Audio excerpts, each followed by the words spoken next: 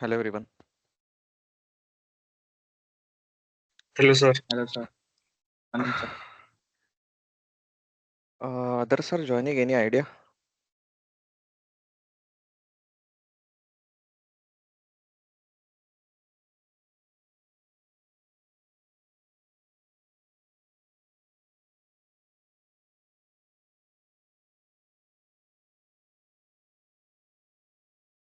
Okay, let's wait for another minute, or otherwise we'll start.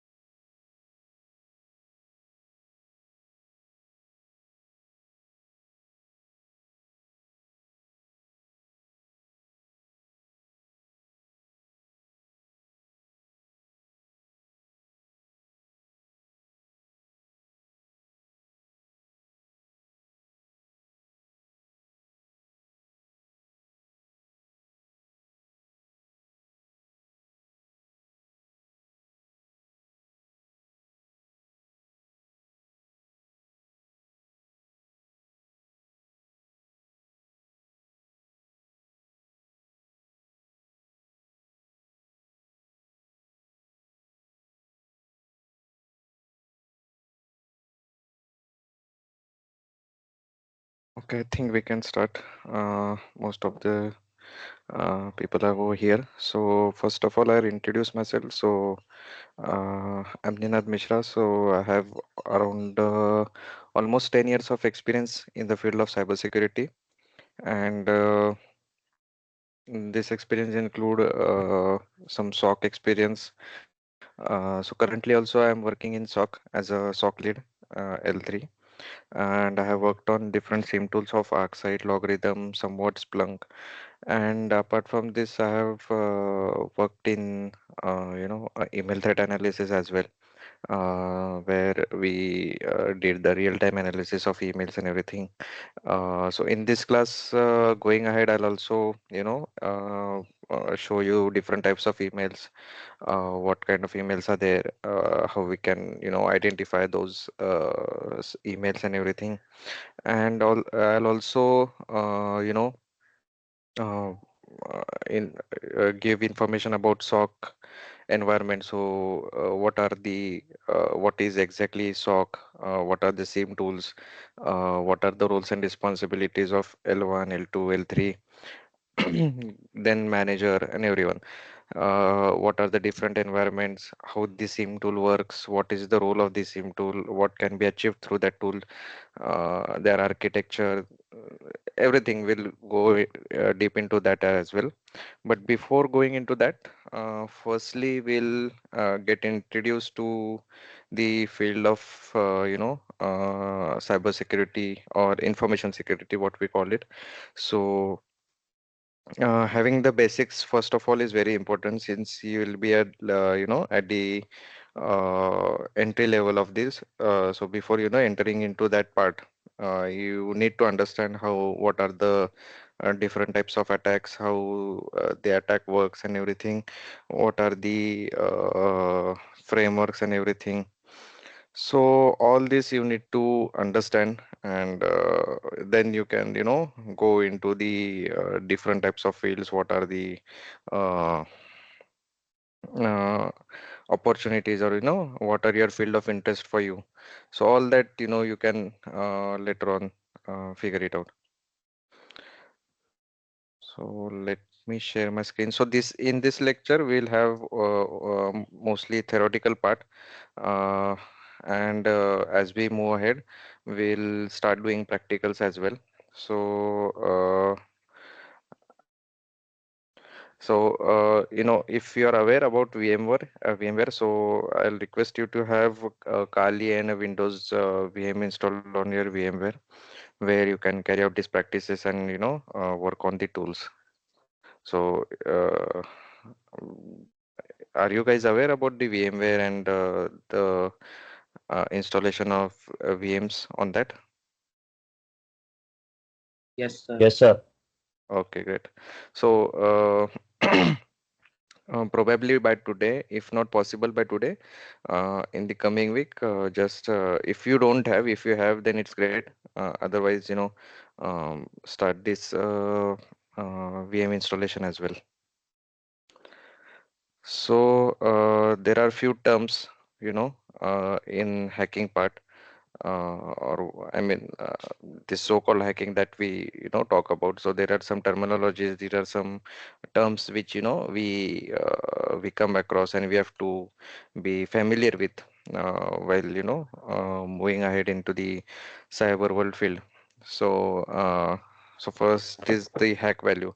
So, as an attacker, when you're trying to attack something and trying to breach something, you take lot of efforts in that, and based on that efforts, the attacker should know what is the value if I perform this.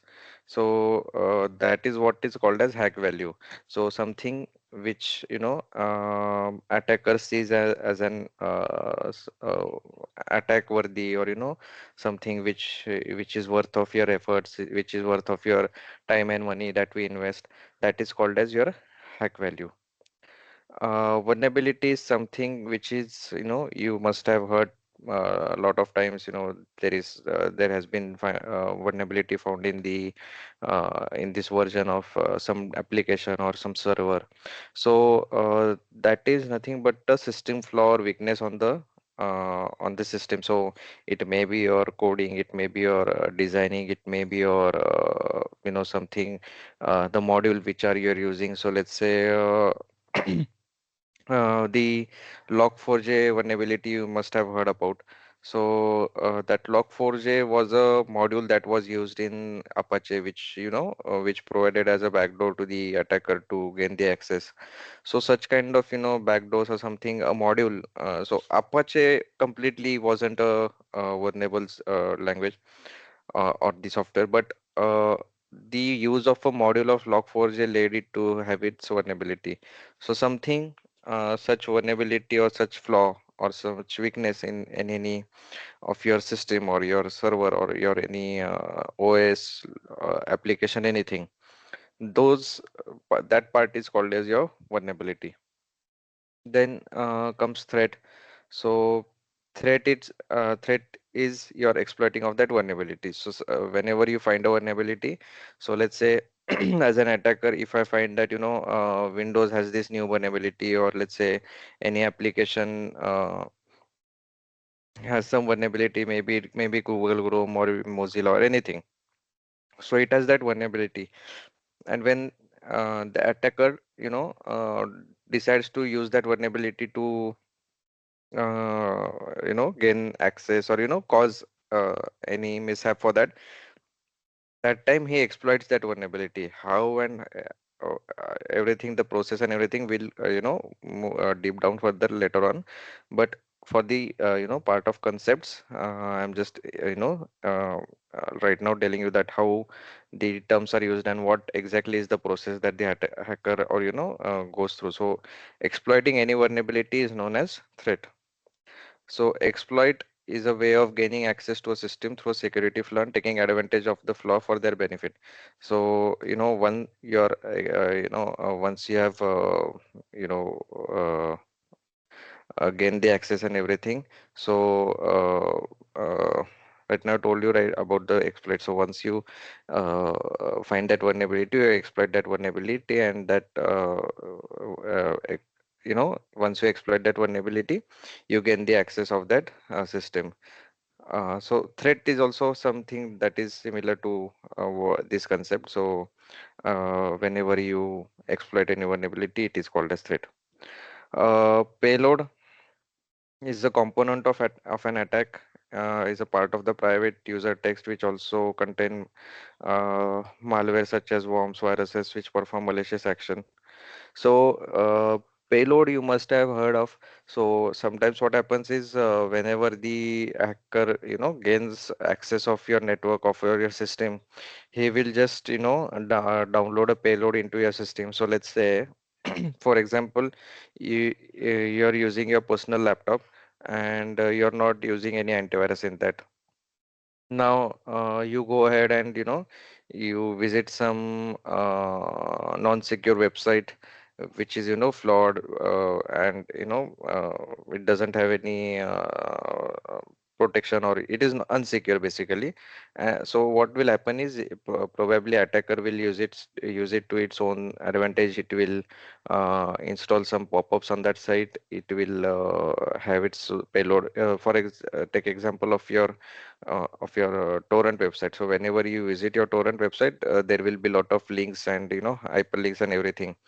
Whenever you try to click one, it will pop up to some different, or redirects to some different website, and which will ask you to click on something which may be something as you are not protected by your system or something like that. Download this antivirus, there have been viruses found and something like that, and it will ask you to download that. And once you download it, you I mean that payload will be executed on your system.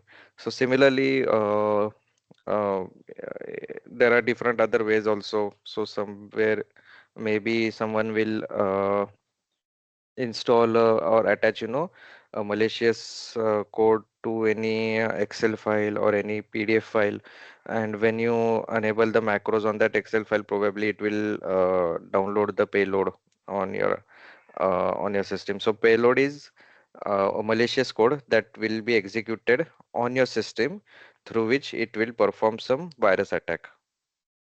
Okay, it may be deleting some of your data, sending spam, or encrypting your data on the system.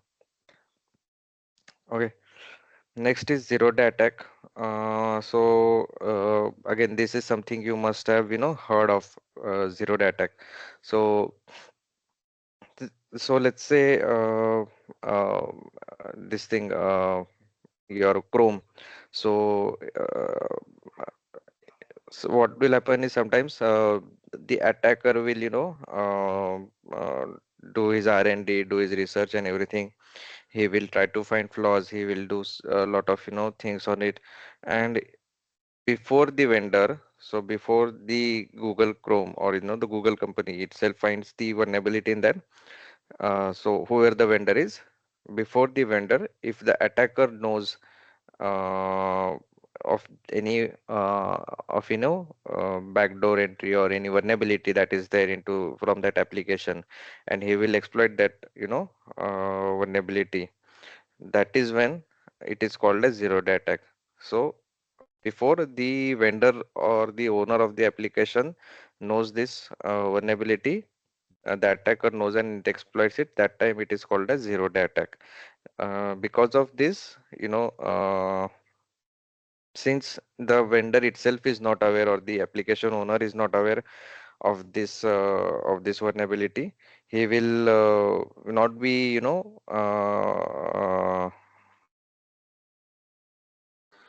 what we can say, he'll not be aware of this, since he's not aware of the vulnerability, he will not patch, or he will not be informative of any patching for this. And it will be very difficult if he doesn't have any additional protections before that. It will probably lead to this zero day attack. Okay. Then this is something which is next to, or something which are new concepts. So that is daisy chaining, pivoting. I mean, also known as pivoting. So it involves gaining access to a network or a computer and then using the same information to gain access to multiple networks and computers that contain desirable information. Let's say you have gained access to your to any organization. Okay, now that system that you have gained access to may not have that required information. So now you want to gain access of a server which is your important server or critical server, and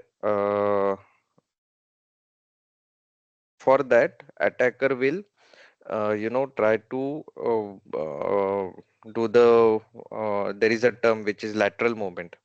What this means is, let's say you are a part of your organization, attacker gains access of your system. Now your system does not have that much of information that will be valuable for an attacker. In that case, it will uh, try to move around or into your network, and he'll try to gain access of the other server or other device which can be your firewall or something like that.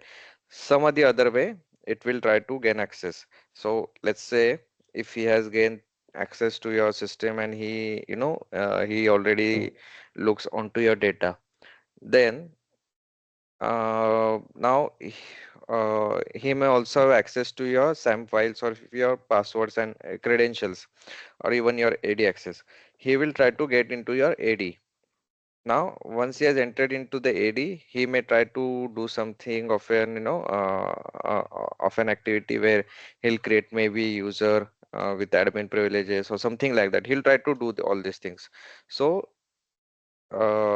this is what is called as daisy chaining. And this I mean we'll learn this MITRE concepts also in MITRE framework. So there is a framework related to all the tactics and techniques of cyber threat or cyber security. In that there is a term as lateral movement, and this is what the lateral movement is.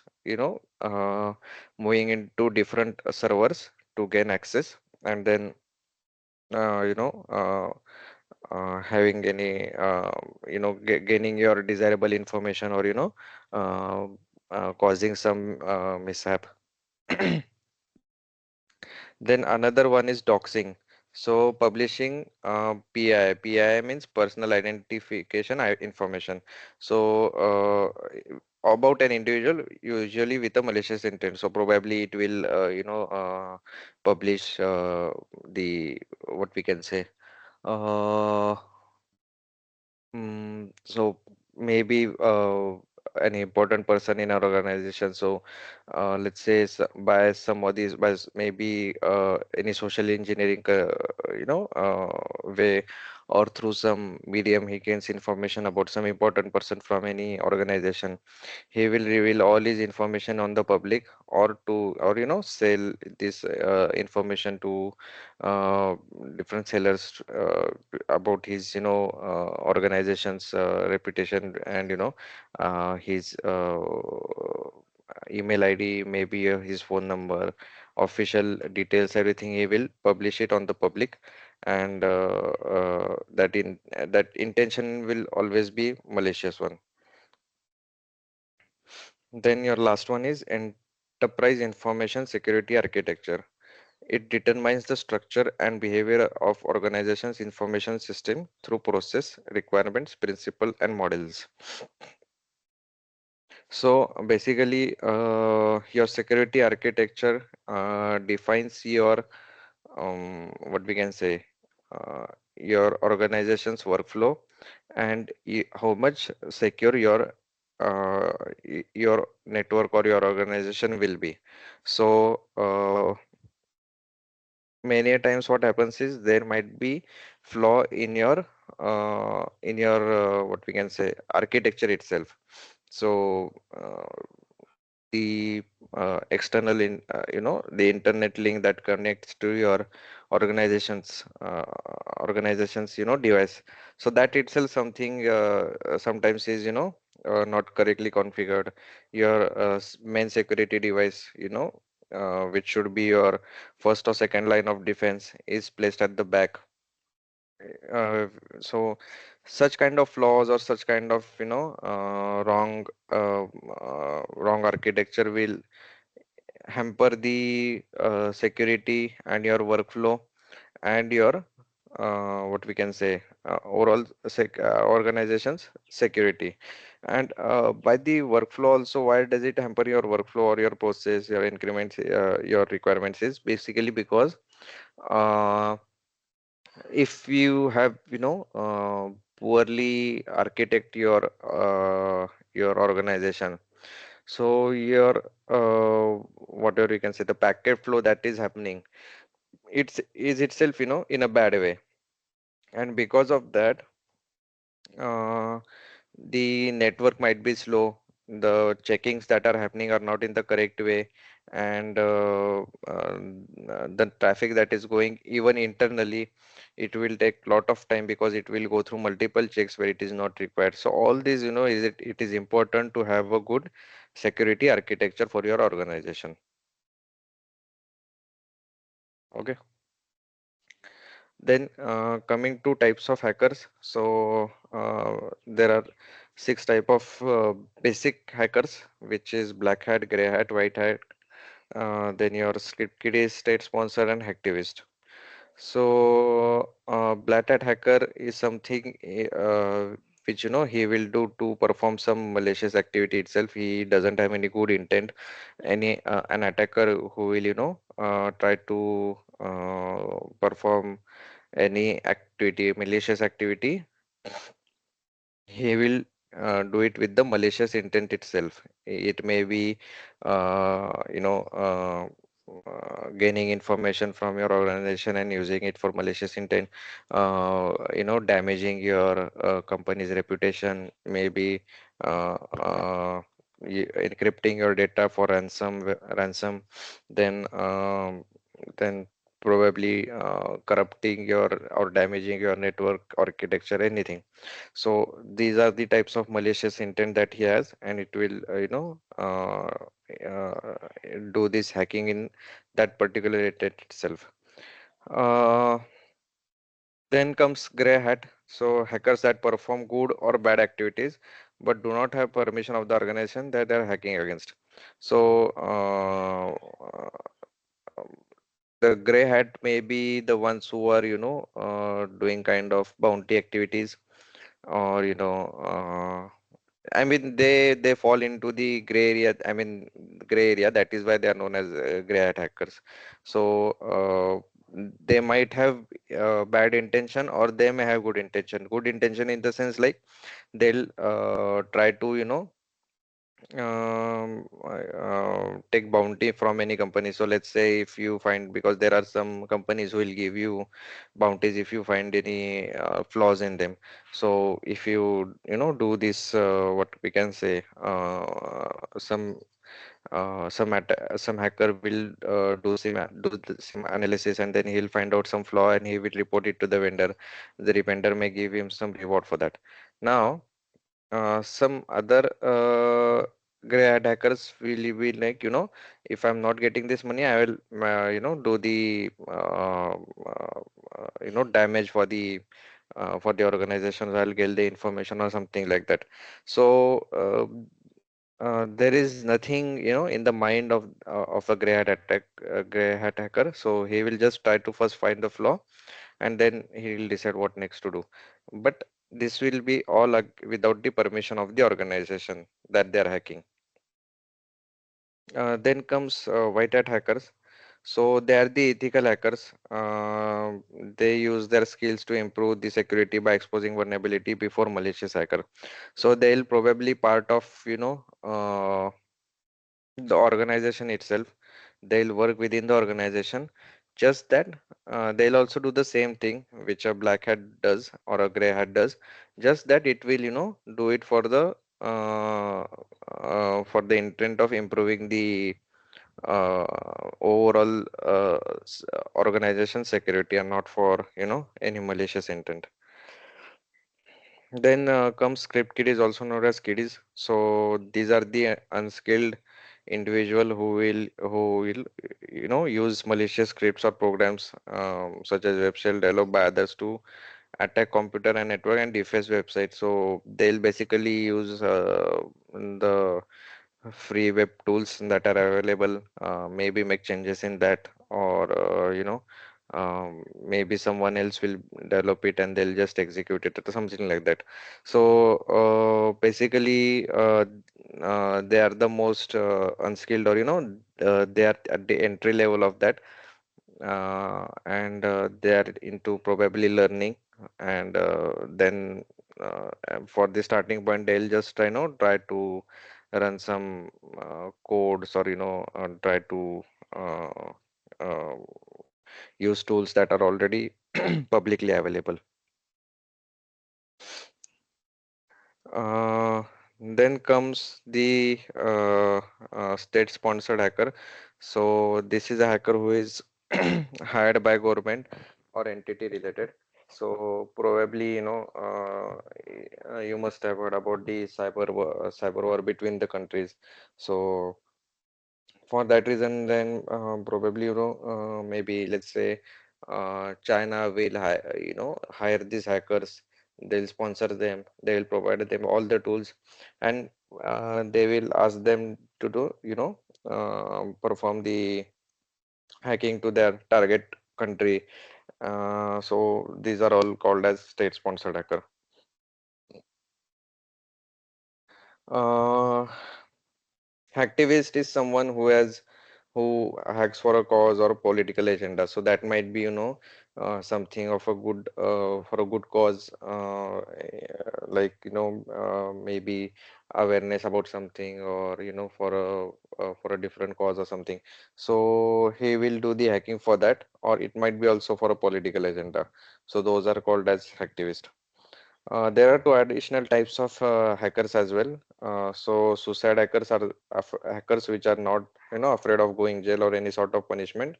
Uh, they just have to get the job done. So similar to what we have, suicide terrorists. So this is also similar to that. So known as suicide hackers. So they'll not try to cover up their task, cover up their tracks. They'll not try to hide or something like that. They'll just do whatever they want to do.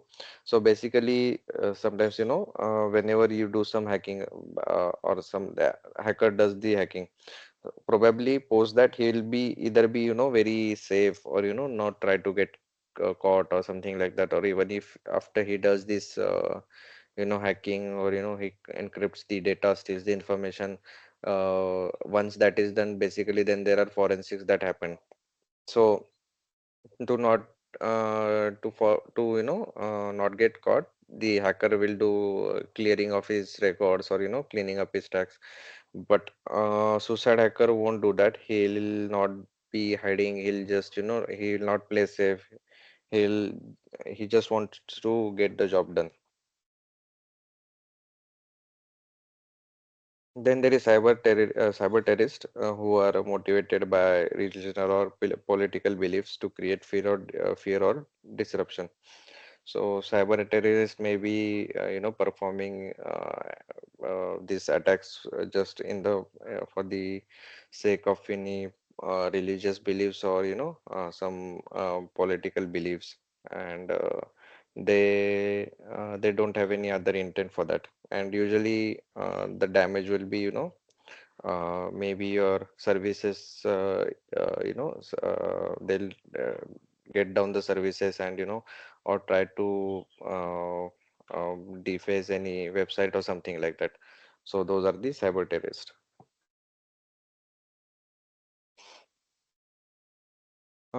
Then there are basically these are the fundamental security concepts, and these three concepts are used for the security goal. So it is termed as CI tried, and they represent your fundamental security objectives for data information services. So these three are confidentiality, availability, and integrity. Now, confidentiality is important for keeping your data and system from being accessed, seen, read to anyone who is not authorized to do so. Okay. So whatever data that you have in your organizations, that is always confidential. And one of the major goal uh, from security perspective is your what we can say, your data should be safe, and confidentiality is one way to maintain it, and that is your goal. So yeah, that is the first security goal that needs to be achieved. Then comes your integrity. Integrity is trustworthiness of data or resources. So protect the data from modification or deletion by unauthorized parties, and ensuring that when authorized people make changes, they should not make changes that damage the organization, and that cannot be undone. So probably, let's say modifying your firewall policy, or adding any user uh, into your AD or something like that, which is uh, which will cause issue, or uh, something which will damage the data. So this should not be, happen. So that is why this another security goal that we have is integrity. Then comes your availability. So availability is something which is also part of your security goal. So let's say so if any organizations get attacked or something like that, their services get down, and the customer or the end user won't be able to access this services, and it overall hampers your company's reputation. And this is also one of the goal where your organization's reputation should not hamper by always making the data available. So whenever that is achieved through different types of ways, and we'll learn about it in as we go down the course. So we'll learn about it. So yeah, basically these are the three types of security goal that needs to be uh, achieved and maintained. Probably going ahead in the fresher interviews also, you may be asked these types of questions where it will it will they'll ask you about the CI tried, and what are the security goals and everything, what is the fundamental security concept. So that time you have to mention this CI tried, which is confidentiality, integrity, and availability. This has to be maintained. Another word for these are also uh, so basically whenever before coming to the fourth one, in the second diagram you can see, right, the damage which causes or the terms which causes the damage to one of the goals is probably so let's say for confidentiality, disclosure. So disclosure of any information or any data that gets seen into your public domain. So this breaches your confidentiality. Then alteration. So any modification into your data, any deletion of your data, any alteration to your data damages your integrity. Destruction, obviously, if your data gets destroyed of your server, or your one of the server gets destroyed, if your firewall or any other network device gets destroyed, your availability will also get hampered. So any of these terms, whenever they whenever any of the terms that come into the reality, they will hamper your goal. So we have to, as a security person, you have to make sure that these, at least these are well maintained. Last one is authenticity. It refers to the characteristics of communication document or any data that ensures quality of being genuine. So as a what we can say, uh, security person, it is also important that or any reputed organization, for them it is important that you have authenticity for the data that you have, you are providing, and it is not modified, or uh, I mean, the data is something it is presenting of, it is not some ill data, or modified data or something like that. So for that, authenticity is also important. Okay, then coming to attack vector, so these are the different types of attacks where hacker will, uh, uh, maybe use it, for uh, for uh, probably hacking, or gaining the data, gaining information from the organization. So first is APT, that is advanced persistent attack. So an advanced persistent threat is a stealthy attack, threat attacker, typically a nation state or state sponsor group who gains unauthorized access to computer and network and remains undetected for extended period. And he'll also use zero day attacks. So whatever concepts that we have learned, right? Maybe the state sponsor or the zero day attack. So hacker will use one of those. He may be a state sponsor attack hacker, and he may be using a zero day attack, or even if it is not zero day, it is something which is not many widely known, or something which the vendor has not patched yet. So he will make use of that vulnerability, and then he'll remain into that network or something like that for a long period of time. Maybe the reason may be for gain more and more information. And so let's say if you're a state sponsored attack hacker, and probably have entered into your enemies reputed organization, or it may be to in your what we can say, uh, some government organization, or government sector related to security, and you have entered into that network. So it is important for you to be into that network, so you gain more and more information that is getting updated. So that is why they'll use this zero day attack or something like that, and they'll remain into the into that network. Cloud computing, cloud based technology, so you must be aware of uh, uh, what is cloud computing, what is cloud data, and everything. So but the there is always a risk associated when you're using cloud data, or cloud computing is, if there is flaw in any one client's application cloud, it will allow attacker to access other clients data. So let's say if from an organization, or from any one of the user who is using any cloud data, or uh, maybe let's say in your organization you are using OCI, which is Oracle Cloud, or they are using Amazon Cloud, AWS. So and there are, let's say, around 50,000 employees who are using it. Now it may happen that there might be one user who is using some some application which is flawed. Okay, and it may contain some vulnerability. Let's say, for example, take your CCleaner. Maybe recently there was a vulnerability. Not recently, actually.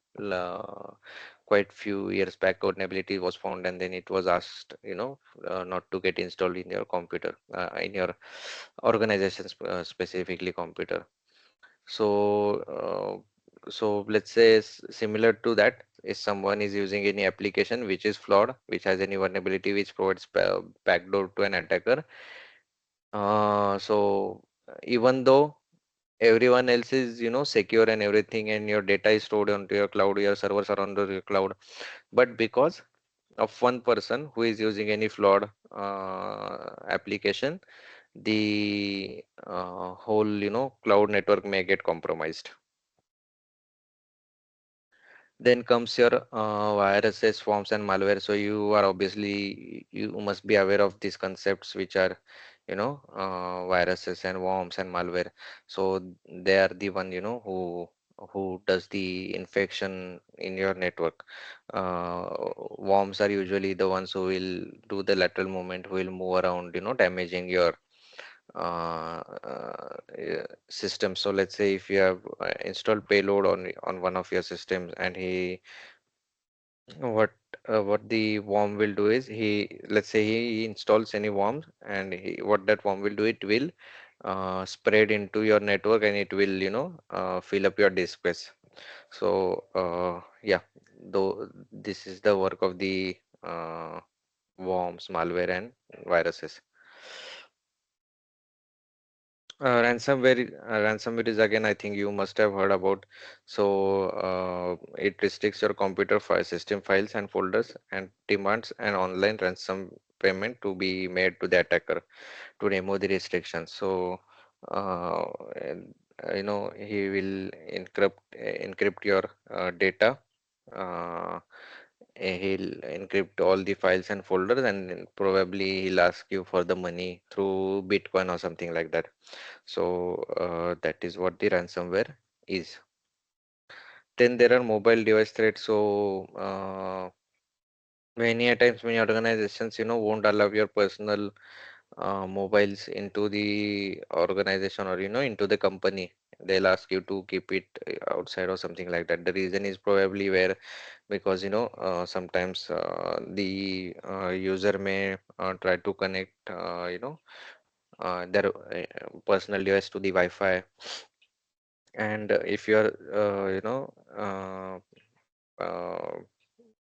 uh, if in your mobile, if you're having any application which is flawed, or which is malicious one, it may happen that it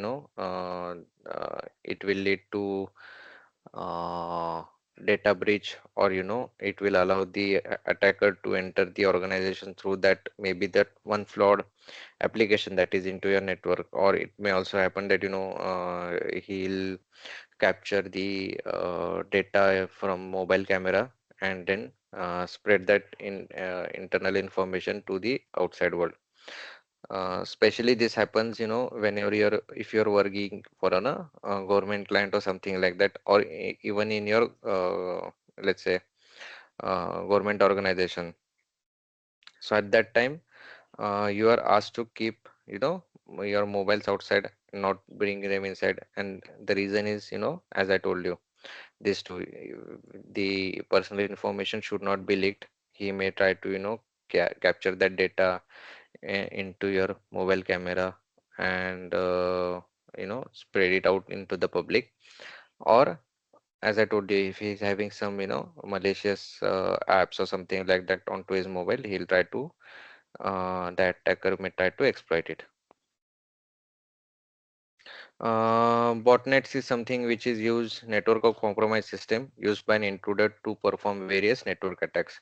So the attacker, what will do is, he will probably infect lot of high number of other systems, and then he'll use those systems to perform a big attack. So let's say currently he has only one powerful server, but only one.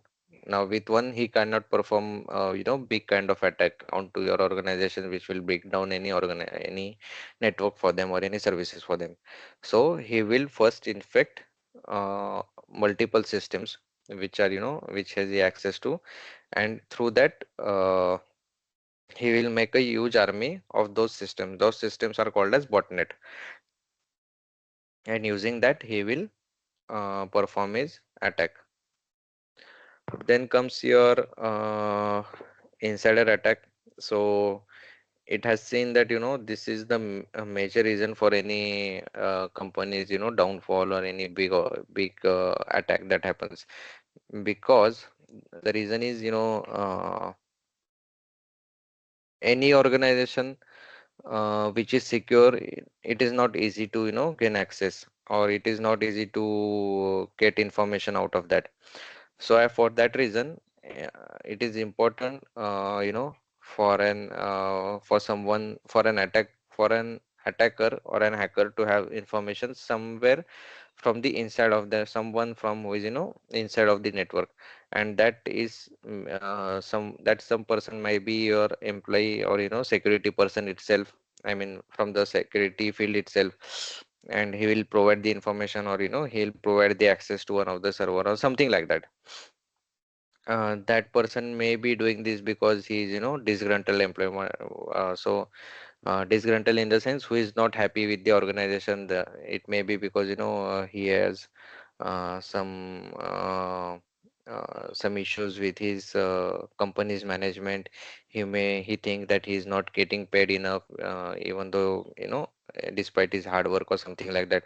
So who is not motivated, or he is very angry against his own company, so he is known as disgruntled employee, and he will be the one who will help the attacker to perform this attack. Phishing attack, as I told you, right? So phishing attacks are something where the victim receives an email, and that email may contain an attachment or any URL, and upon clicking it, it will be redirected to a page which looks similar to login page, and through that page, once the information is entered, the information might be your credential access, or it may be your credit card details, any sensitive information that is there. It will gain access for that, and yeah, that is how the phishing attack works. Your web applications are exploited with the use of uh, SQL injection, cross-site scripting. There are others as well which we will learn, but your uh, what we can say, web applications are uh, done through different other types of attacks. IoT threats are something that we'll see in details. That is not something that we need to look into right now. We'll move ahead with the next slide. So, as I told you, right, once about the covering tracks and everything, so we'll see the details about that in this. So basically, there are 5 stages of ethical hacking: reconnaissance, scanning and enumeration, then gaining access, maintaining access, and then covering tracks. So first, reconnaissance is gathering evidence about targets. Now there are two types of reconnaissance: passive reconnaissance and active reconnaissance. Passive is the one that he will not get directly involved with the target organization. He will do his research from maybe Google search, public record, social media, uh, and such kind of thing. War drive is something he'll move, he'll what we can say, drive around, or be into the radius of that organization's network and try to gain information from there. So basically, passive reconnaissance is where he'll not get directly involved with the organization network, just to be safe. Active reconnaissance will involve direct interaction with the target. So it may be, making phone directly to the target, job interviews.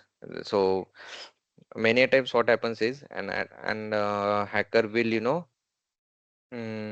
he'll probably see. So let's say he wants to bring down an organization. Now he wants to learn about, the target organization.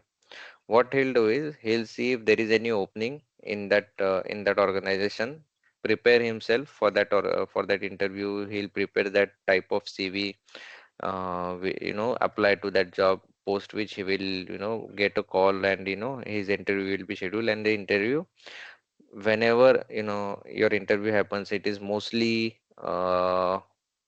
regarding, I mean, the questions that will be asked is mostly regarding your the tools that are used into that organization. So let's say if you are giving interview as a firewall admin. Now the interviewer will ask questions that are related to the device that is present into their organization. So let's say if they're using Palo Alto firewall or Fortinet firewall, so he will ask you about, do you have experience in that particular firewall? What have you done? What about these policies, that policies? Have you worked with this tool? So that tool. So that gives the idea that what type of tools are used and how the organization's working is. Additionally, he'll also ask information that, what tools are present in the organization, what all access I can have and everything, if uh, if the interview goes well. So that is the reason, job interview is also something where, which is helpful for gaining information about the target. Then there are tools also. We'll see those tools, which are Nmap, Nessus, OpenVAS, Metasploit, Nikto, etc. So this will, kind of perform an active scanning or something like that with the organization. So first stage will be gathering evidences and information about the target. Second will be scanning and enumeration. Scanning helps you to gain, in-depth information about the targets.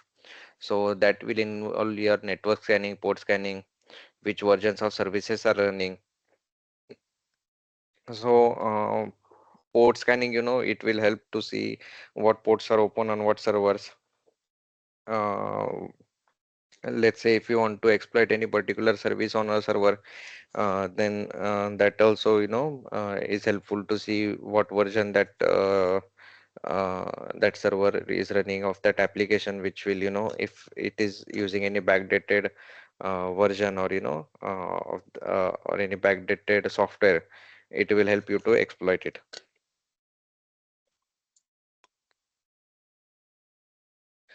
Then gaining access, once the attacker has, uh, mm, uh, gained, evidences and information about the target, the attacker will, try to gain access into the organization. And this can be done either locally or over the LAN or over the internet.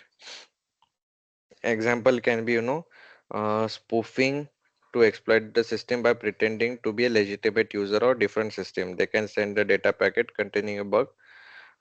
So let me make you easy for you to understand. Instead of, spoofing or something, let's take example of phishing. So the attacker might choose a victim. He will send out a phishing email on which, clicking that malicious URL, it will download a payload onto the system or something like that. Or, he will ask the user to, or the victim to enter the critical information regarding the organization. So that is how he will gain access. So best, let's say if he sends any phishing email, okay, he'll ask him to enter the credentials. Once he enters the credentials, the attacker will get the, credentials from the uh, of the victim, and then directly he can log in using his credentials. So this is how he will try to gain access once he has gained the information. Then he'll try to maintain access. So once he has, got access to the network, he will install a rootkit, maybe a Trojan or something like that, even after a session expires or something like that, he will have the access for a long period of time. Then last is covering tracks. Once he has, the attacker has performed all his, his intended actions and everything. Once his intentions are over, his actions are over, he'll try to cover up his tracks just to, make sure that he doesn't get caught or something like that. So for that, he'll clear the logs. Then whatever the programs he has installed and everything, he will uninstall, and then, you know uh, get out of the network. Then comes your risk management. Okay. So, as a security person in an organization, it is important for you to have this risk management process, which involves different type of stages. Now, the first stage is identification. So, before any time when when you're trying to understand this concept, it is very important for you first to identify what risks are involved, you know, before entering into the organization. Sorry, before ensuring that your organization is safe. So, first you will need to identify the sources, causes, and consequences of internal, external risk. So, whenever you're working on the risk management, you have identified you need to identify the risk, what are the different sources, and what can be the causes that we are identifying this as risk. Then comes your risk assessment. The risk assessment is assessing the organization's risk and provides an estimate on the likelihood and impact of the risk. So let's say once you have identified any risk, that risk may be, for example, uh, now maybe to access any server which is at client end. So let's say you're a vendor and you want to access company's resources, and that needs to be done using a particular VPN tool. Now, first thing you have to understand, when you're using any particular third-party tool, how much are we safe? We have to understand what is the risk in it. Okay, so that is your risk identification. Then risk assessment is, you should understand what is the impact of this risk. So let's say if you have installed uh, that particular tool into your organization, what will be the impact of that risk? What are the malicious intent that can be, uh, what are the malicious happenings that can happen if we install that tool or something like that. So that is your risk assessment. Then comes your risk treatment. That time you have to select and implement appropriate controls on the identified risk. So let's say you decide that now it is important for us to probably what we can say, um, install that particular application per third party tool or something like that, but we'll have these restrictions while installing it. Maybe not giving it complete access, having these restrictions on that tool, something like that. So that is your risk treatment. Then comes your risk tracking. Once you have done that, you will also need to check that it is working as you have planned, that it is not doing something which is you're not intended to. And uh, once, I mean, the controls that you have implemented, that are working fine, and there is no new chance of new risk that will occur. Then once that is done, last is your risk review that evaluates performance of the implemented risk management strategies. So once you have implemented everything, then you have to make sure that the performance of that implemented risk are is not hampered.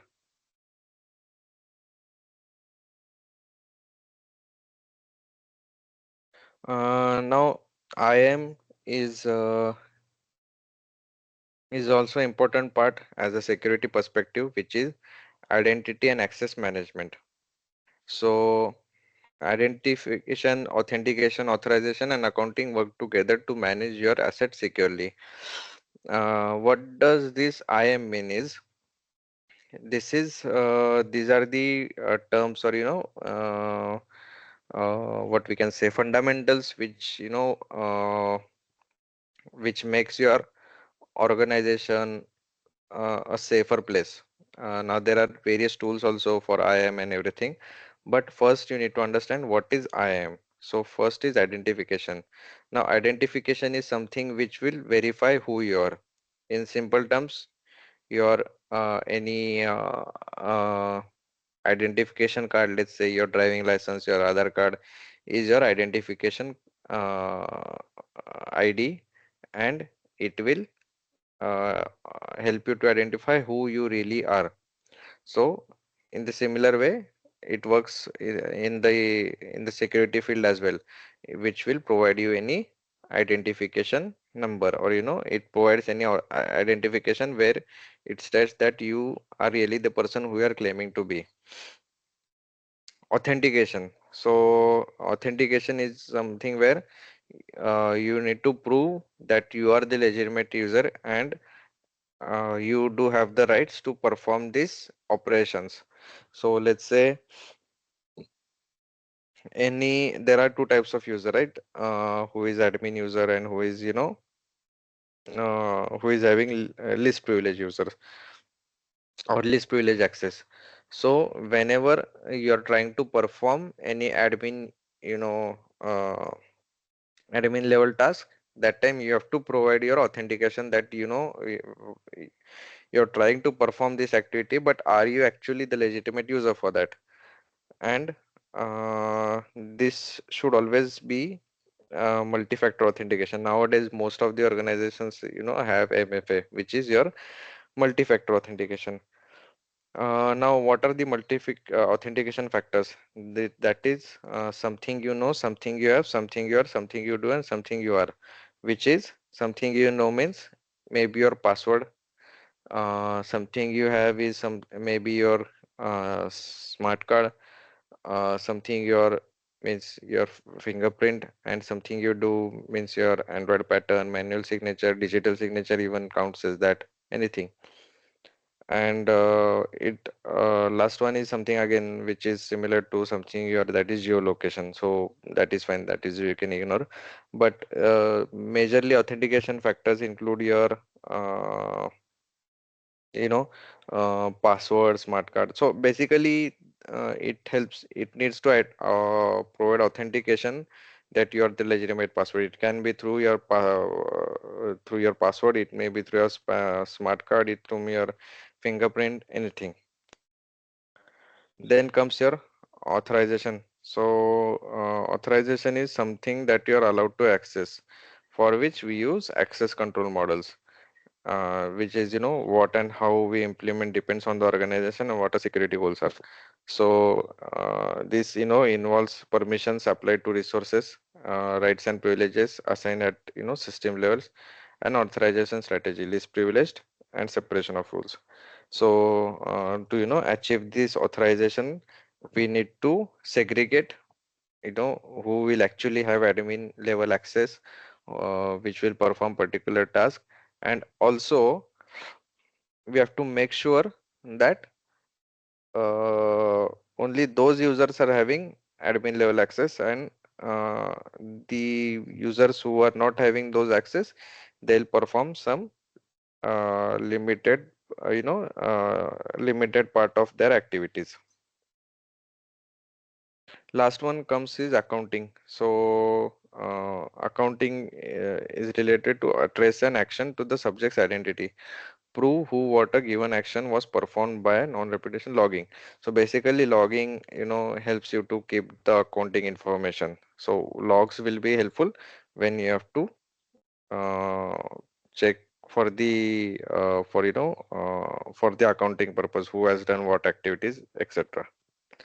So this is regarding the IAM, that is identity and access management.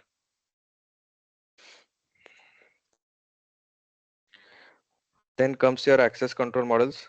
First one is regarding your MAC, which is mandatory access control.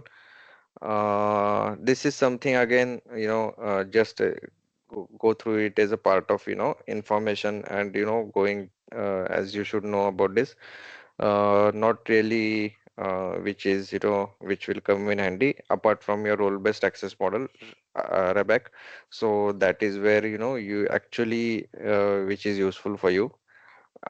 So Mac is something where every object gets a label.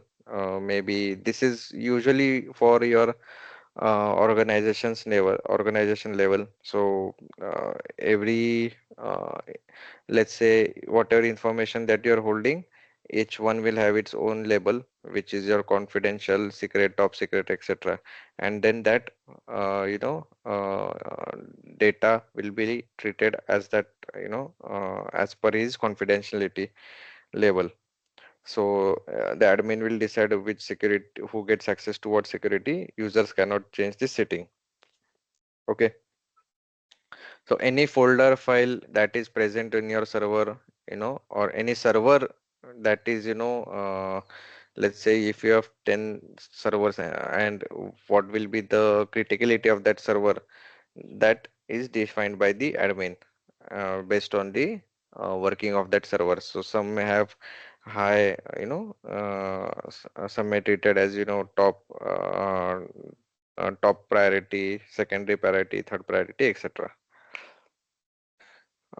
Then comes your discretionary access control, which is used in most OS, where owner of the data defines access. So again, not much of our use, but just as a part of, part of the syllabus, you should be aware of this. And then this is something which, which we are concerned for last two ones, which is role-based access control. So whenever if you're working in SOC or any other environment, probably you will come across this term, which is role-based access control. So access to the resources is defined by a set of rule, which is defined by role in your organization job function. So maybe depending on your role. So let's say someone who is L1, L2, L3 manager, director. So everyone will have different types of roles and different types of access based on their roles. Uh, so L1 may not have same access as L2. L2 may not have access same as that of L3. So whenever your what we can say, your post increases or your designation increases, you will have more and more access. And based on your designation, your access is controlled. L1 cannot have access to L2 or L3 level. So that is where you have to define this role-based access model. And in Windows, use groups to provide role-based access control. So admin groups will have rights and permissions. Sales group will have different types of rights and permissions, and so on. So in Windows there are groups, and based on those groups, your permissions are defined, and then you have to add that user into that particular group. So penetration testing. I hope you must have heard about this term, which is penetration testing. So this is a similar, a kind of job role that most of the organizations have, which is an authorized simulated cyber attack on a computer system performed to evaluate the security of the system. So we saw in the types of hackers, right? White hat hacker. So white hat hacker basically performs this penetration testing, where he will uh, perform an authorized simulated cyber attack. So that might be doing something where he will send out phishing emails and see if this what we can say, uh, the company is able to access, stop this phishing email, or perform some DDoS attack, some buffer overflow, see how the company's security assets react to it. So basically, he will play role of an hacker, just that it will be a simulated attack, and it will be under like something where he will try to uh, what we can say, uh, uh, he'll try to do it for the reason. I mean, in under the authorization, he will not do any damage, just to make sure that what are flaws present in the organization, similar, so that it can be mitigated, and the attacker won't be able to actually make use for it. So there are different phases of that. So first phase is your preparation, which involves contracts and team determined. So contract will involve, first thing you have to have a contract before doing this penetration testing, that we are performing as per your permission, and different clauses are there regarding that. But the main thing is, which we are taking permission from them, and they have provided us the authority to do this simulated attack. Then assessment is what steps needs to be taken, what are the hacking phases that we will take on, what are the different types of methods that we will perform. So we saw the hacking phases, right? Reconnaissance, scanning, attacks, everything. So we'll do all this and then uh, uh, we'll also you know decide what kind of different types of attacks we'll perform and everything. And the last one is post assessment. So in that we will provide the reports and whatever your conclusions are to the customer, telling them that these are the flaws that are present in your system and you need to fix it, and what are the recommendations for that. Okay, then there are three types of basically penetration testings. One is black box testing, white box testing, gray box testing. Black box is something where the person doing the penetration testing does not have any information or knowledge about the system or the network. Okay, he'll do this penetration blindly. He won't have any information. This is helpful if he's successful, because more attacker, we are assuming that who when a real time attack happens, the attacker will also have very least privileges, or least information about the organization. So if someone who is doing this black box testing, yeah, and he is successful, so that is very helpful for any organization. Your gray box is when the attacker has some knowledge or of the system or the network. So he may be aware that this is somewhat information he'll have, probably, that this is how your network is or how your system is. White box hacker, white box PT is something where your attacker will have complete information of the system, which is provided by the customer or the what we can say, by the owner itself. Now, let's say if you are doing PT of your own organization, and you are already hired to do this penetration testing, you're already on that role. Now, it is very obvious that you will always have this information. You will have information about your organization's what we can say network and everything. So many a times, for performing black box, an external vendor is hired, and he'll not be provided any information, and he'll just be asked to perform the black box testing on it. Then comes your TCP handshake. Are you guys aware about this TCP handshake? Have you went through this in your any previous lecture or something like that? Sir, in engineering, we went through this. Okay. So engineering is, I think we can just have a quick revision on this.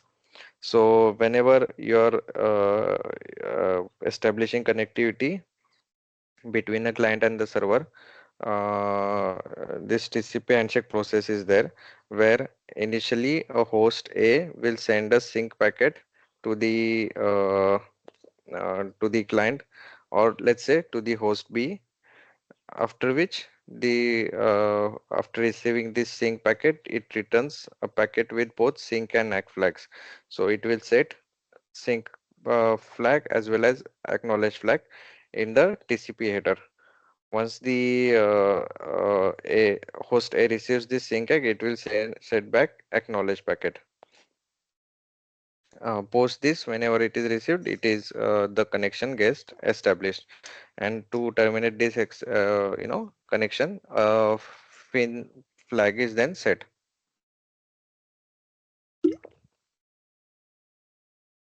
So basically the reason, to have this part of your CH is, I mean, the uh, information security part is, this is the base of any what we can say, any connection establishment that happens.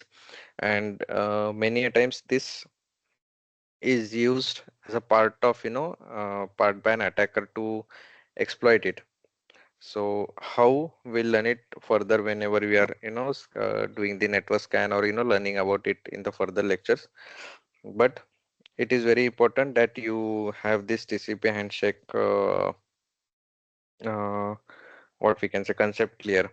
So basically, uh, the host A will send a packet with a sync flag set. It will have some sequence number that is set, and it will send it.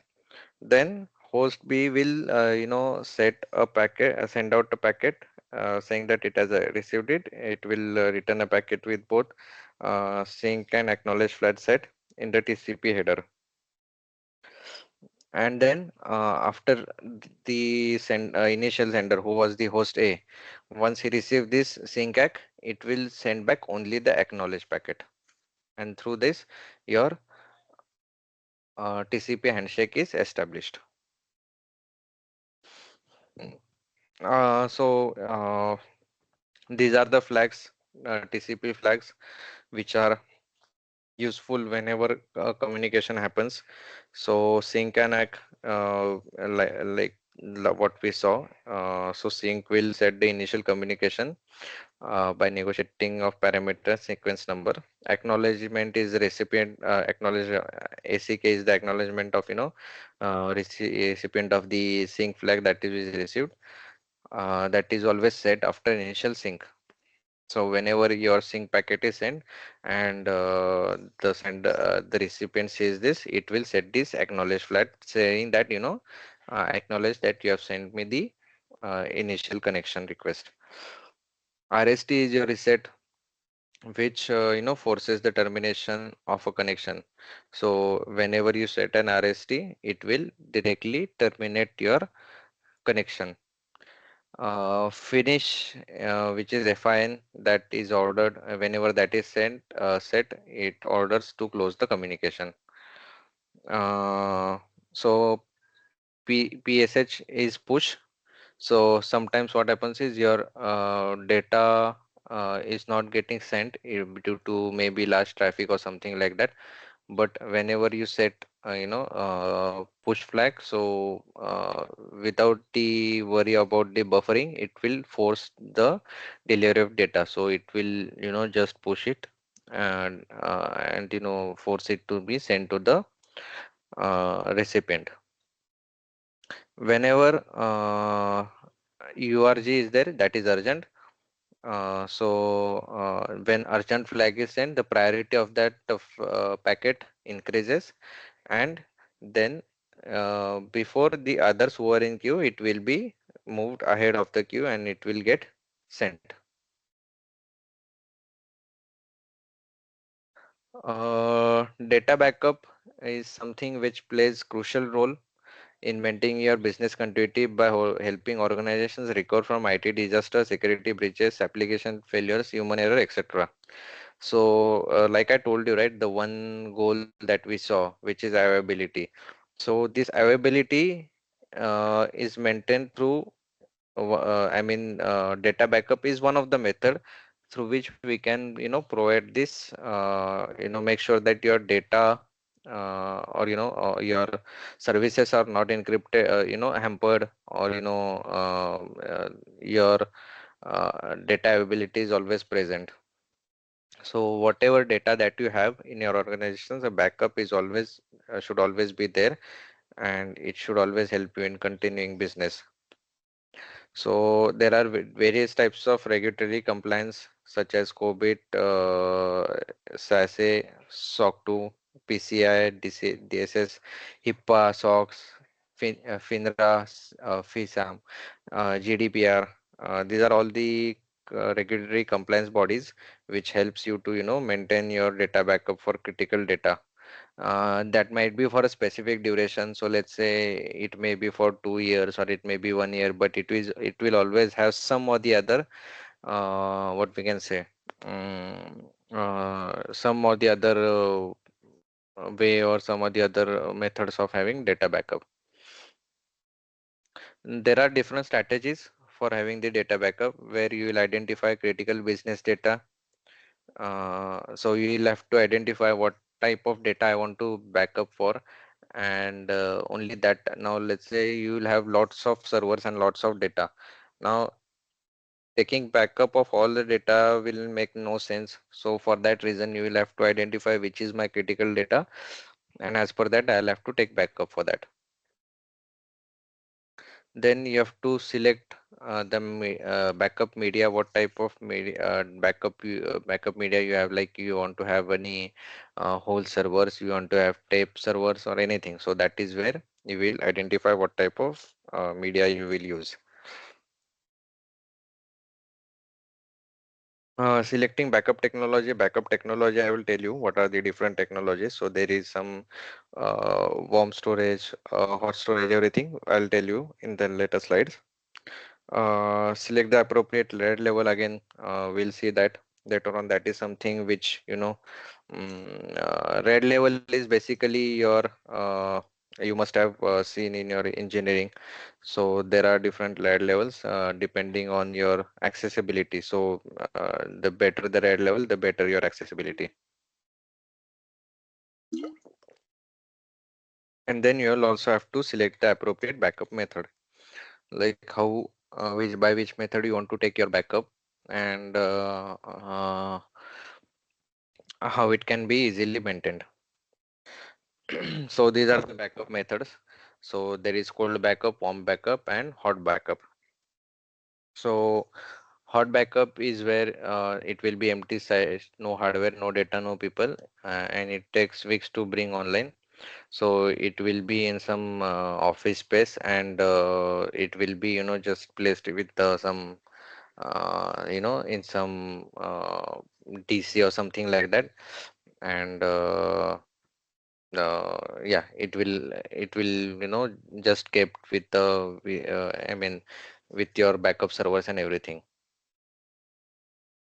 It should be like the reason is like if let's say you have data backup, you have decided for your customer will be for 2 years. So anything which is past having the oldest data, it will be kept in your old backup.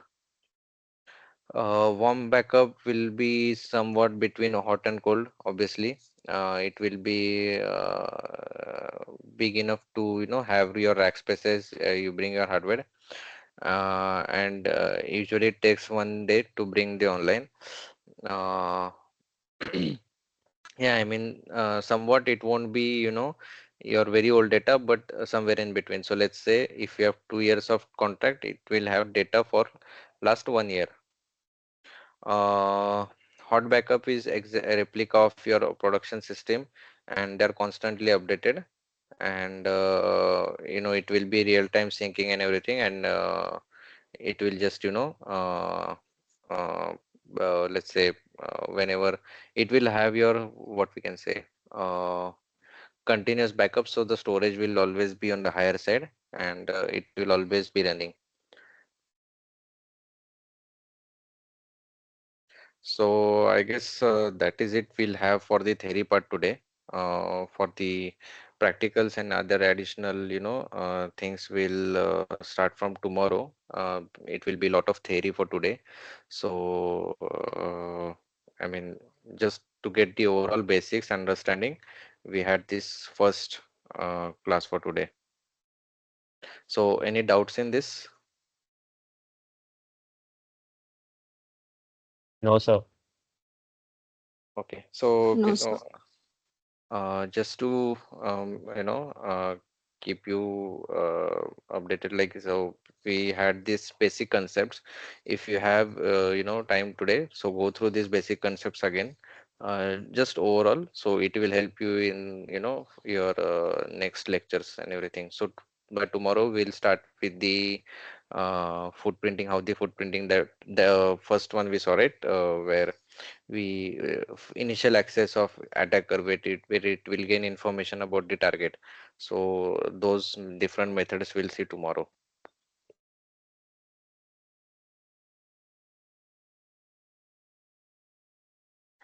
Fine. We can conclude then. We'll see tomorrow. I'll share the link. We'll join at the same time. Okay, sir. Thank you, sir. Thank you, sir. Thank you. Bye bye. Thank Thank you. you, sir.